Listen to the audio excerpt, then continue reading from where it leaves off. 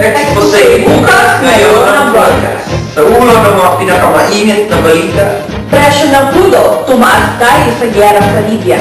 Pondo para sa AFP, Kirorako. Bagong pangotang sa diabetes na diskubre. Lakers maging kampiyon kaya? At sa ulat panahon, alamin kung uulan ba o araw. At sa ulat showbiz naman, pinipiling Pilipinas candidate kumalas dahil sa scandal.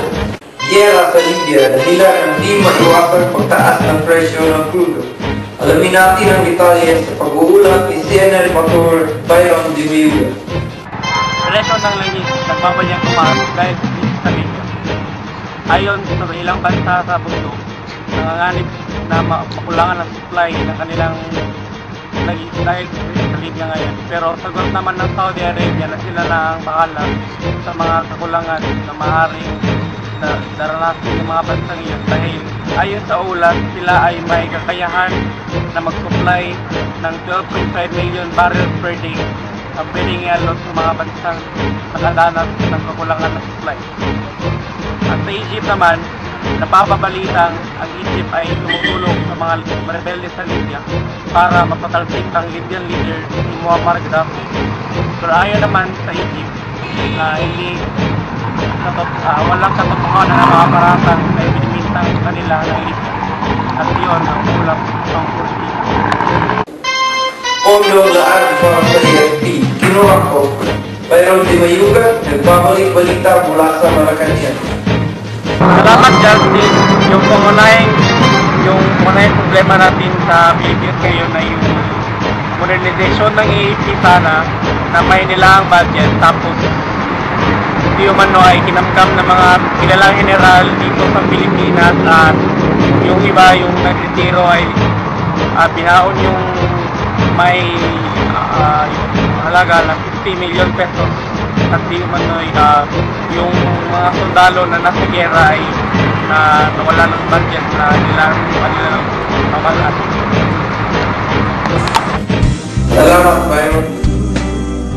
Dumako naman tayo sa balitang pangkalusugan. Alam niyo ba na ang kape ay di lamang pala nakakaalis sa bato? Nakakatulong din ito upang makaiwas sa diabetes. Panoorin natin ang ulat na ito.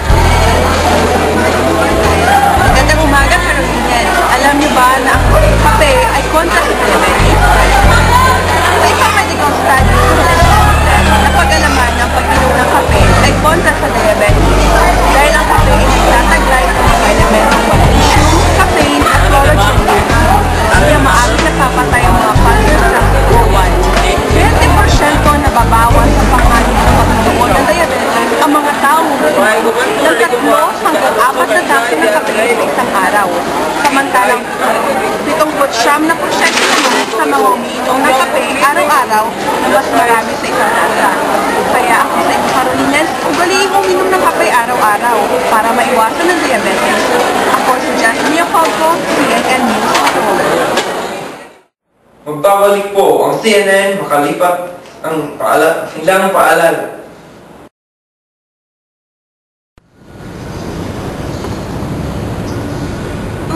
Opo! Sweet-sweet naman nila! Uy! Kay susunod! Layo pa nun, Lolo. Malapit na yan!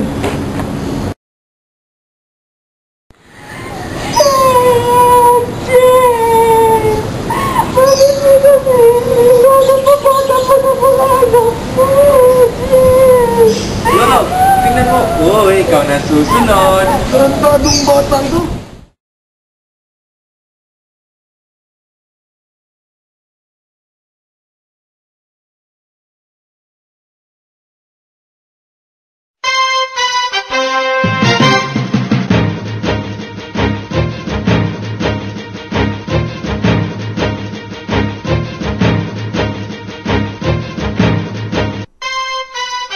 Presyo ng pamasahe, pataas na naman.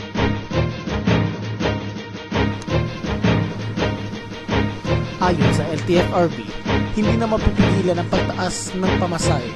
Ang dating 650 na minimum fare ay magiging 750 na sa unang 5 kilometro at piso sa kasunod na mga kilometro. Sabi ng LTFRB na napilitan sila na magtaas dahil sa walang tigil na pagtaas ng presyo ng gasolina. Galing sa ulap ng lugar, lumako naman tayo sa balitang sports. Ayon sa statistics ng mga eksperto, malaki ang chance ng Lakers na maging kampiyon na naman. Alamin natin sa ulap ni CNN Patroller Mark Valderrama.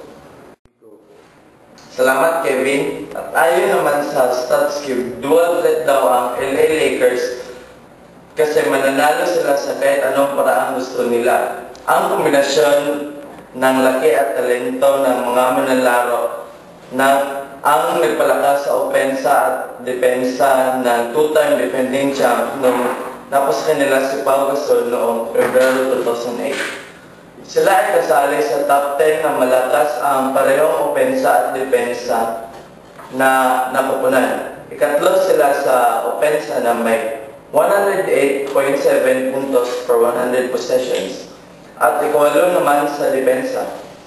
Tumaas ang offensive at defensive rating nila dahil sa napaka-impressive nilang laro noong last season na pinunglahan ni Bainong, Gasol, Artes, Bryant at Fisher nung kinalaban nila ang Boston Celtics at Oklahoma City Thunders na matigas ang depensa at Phoenix Suns at Utah Jazz na matinik pumuntos.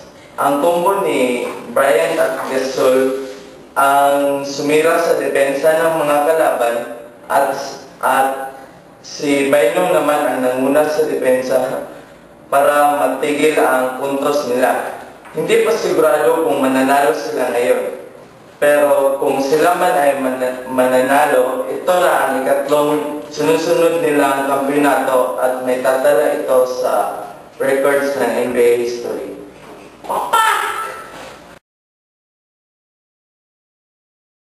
Maraming salamat, Mark, sa isang masiglang pag-uulat.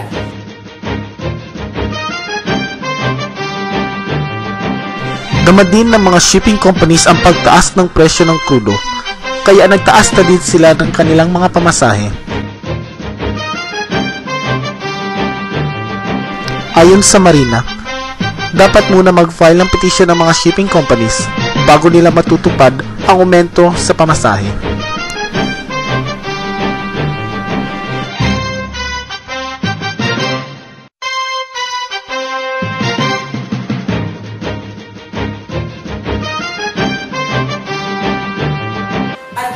Showbiz naman. Napilitang magbitiw sa Binidinang Pilipinas pageant ng isang kalahok matapos iugnay sa mga hubad na larawan sa internet. Idinulog niya ang kaso sa NBI at nanindigan hindi siya ang babae na sa pornsite. Exclusive na nuulat, Catherine Saisol. Isa siya sa 4 kandidato ng Pilipinas. Itong Pebrero, nag-isapan, budget for internet, ang buwan na narawang ng babae nila sa mga kwarta. Sa isang blog, sinasabi ng Tirema at ang babae ay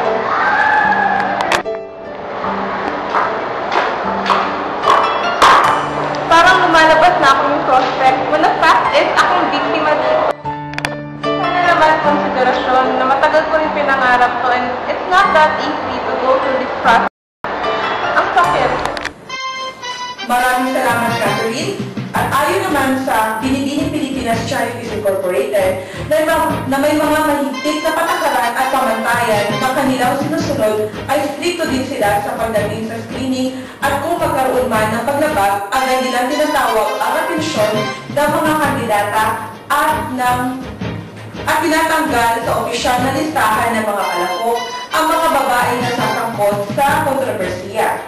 Umaasa ang BPCI na matigil ang mga anumang spekulasyon sa insidente na ayaw na raw nilang pahabain para na rin pangalagaan ang reputasyon ng pageant at integridad ng mga babae na sangkot. mga commuter nagreklamo dahil sa pagtaas na naman ng pamasahe sa jeep. Ayon sa mga ordinaryong tao, sana sa lalong madaling panahon ay mahanapan na ito ng solusyon ng gobyerno upang hindi ang mamamayan mapasan ng hirap na dulot ng pagtaas ng krudo. Ito ang nagbabagang balita para sa araw na ito. Laging isa-isip na ang bawat problema ay pagsubok lamang. At laging tandaan, kung may gusto, may ako. Ako po si Justin Yacolco. Ako naman si Kevin Zico. Kami ang inyong tagapaglikod para sa Carolina News ngayon. Maraming salamat at magandang araw. We would like to thank our sponsors, USD, Kappa Library, DC, Converse, Nico, Judging, Sting, Coffee Cup, Nescafe. Ayala Center Cebu.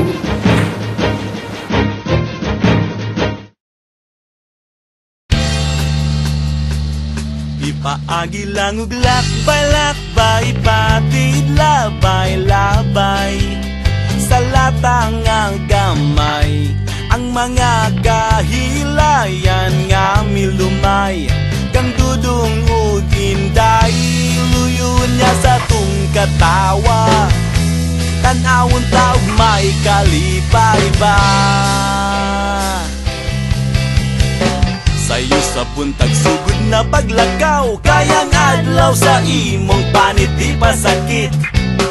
Ang kadalanan sa atong dakbayan, lubot paslukot, pasin kag maugmaan.